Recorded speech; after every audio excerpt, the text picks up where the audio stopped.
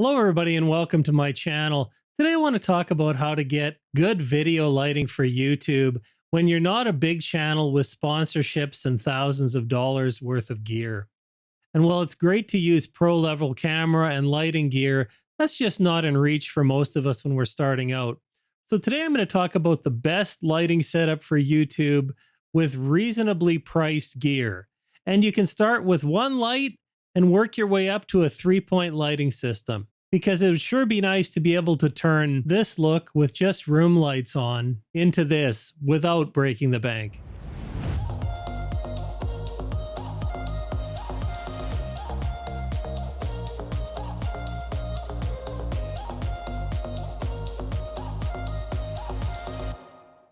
Now, the way you set your lighting up is going to be different depending on whether you're using a high contrast shot like what I have here with some very dark areas and very light areas, or you have an overall more evenly lit approach to your scene. But the setup I'm going to show you today works with either one. It's fundamental and it just gives you an idea of how to set yourself up for a variety of looks. And it doesn't matter whether you're using more of a close-up shot like this or a wide-angle shot like this with more in the background. A 3-point lighting system gives you the most flexibility so that you can alter the appearance of your shots and make your set look more interesting for viewers.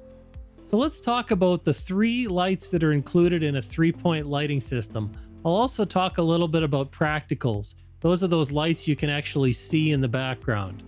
If you want to level up your content, stand out, and get noticed on YouTube, subscribe to my channel. I have new content coming out weekly that'll help you get the most out of the gear and tools you have and guide you on where to spend your money for the most impact. So as it sounds, a 3-point lighting system uses 3 lights. There's a key light, which is to the front at about 45 degrees to the subject. You then have a fill light, which is on the other side at about 45 degrees. And finally, a rim light, which is usually placed up above to the back and side. And these 3 lights allow you to create different looks from things that are more dramatic to a more inviting sort of look. Now, in my case, my key light is set at about 45 degrees, again, off to the side here, and I have it placed just above the level of my head so that I'm not going to get the reflection of that light in my glasses in this shot.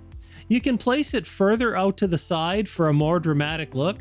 The further you place the light to the side, the more shadow it'll create on one side of your face, which again can be more dramatic depending on the look you're trying to get. I then have my fill light placed at about 45 degrees on the other side, and I have it a bit higher up. It's around 1.5 feet higher than the key light, so that it just creates a little different look and it fills in some of the shadows on both sides of my face. And then I have my rim light mounted to the ceiling and in the back corner of the room beside me. All of these lights I'm using a softbox on, and if you're interested in that, I'll have another video on softboxes coming out shortly. But a softbox allows you to get a softer look with lights that are in a closer location. If we use an LED panel without a softbox, it'll create what we call a harder light. And depending on the look you're trying to create, that might be okay. But in my case, I want to have a little bit of a softer look on my face versus the overall contrast in the back of this shot. Most people starting out with their first light will set up their key light directly in front of the shot and slightly overhead. And this may be all you need. If you don't wear glasses, it's not as much of an issue to try and fill in the shadows. It doesn't give you the flexibility to create a different level of brightness on either side of your face, but it'll be much better than relying on just the room lights. And as you can see in the video clip that I'm showing here, it gives you a much better look than you'll get again with just room lights. Not as much flexibility, but it's a great way to start out. Now, there are many different types of video lights that you can get, but I recommend a bi-color LED panel for starting out. It allows you to create looks that are warmer or cooler by adjusting the color temperature of the light. And in fact, I started out with an inexpensive Viltrox bi-color panel as a key light only, and I'm still using it today, only I put it inside a softbox. I'm actually using the same for my fill light with a softbox on it. In this shot, I'm also using a rim light. That's that one that's up behind us in the back corner. and it's giving me some separation from the background. So this is what it looks like without, and now I have the rim light back on. So using a rim light is a way to make your shots look a lot more professional on YouTube and stand out. Well, it's not the first thing you might think about. It definitely is a way to level up and get noticed.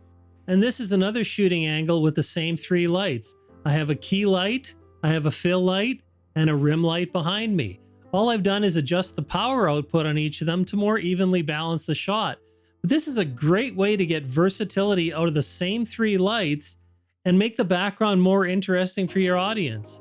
I'm shooting with 2 different cameras here, but there's no reason why you couldn't set up one camera in one location and then just move it to another one, even if it's a phone. And this is one way to create multiple shots without having to move equipment around. So you can focus on the creative part of what you're trying to say instead of your equipment setup all the time. Now I'm using a Neewer 660 Pro RGB light for the rim light in this shot and for the fill light in the other one that I showed you. I think this is the best overall value as a YouTube video light. I did a detailed review and you may want to check it out. And so practicals are the last type of light I want to talk about. Those are those light sources that you can actually see in the shot. And regardless of the type of look you're trying to create, adding a practical can be another way to separate you from the background. And I'm using a variety of practical lights and even a television set to try and create separation in the background and interest for viewers. And now that I've turned them off, you can see the practicals play a major role in creating the look I'm trying to achieve on my shot. And be sure to share your lighting ideas in the comments below. They really help out the creator community, and I'd love to check them out on your channel. I hope you found this video both interesting and helpful. If you did, think about smashing that like button. And remember to subscribe for more content like this weekly. As always, thanks for watching, and we'll see you next time.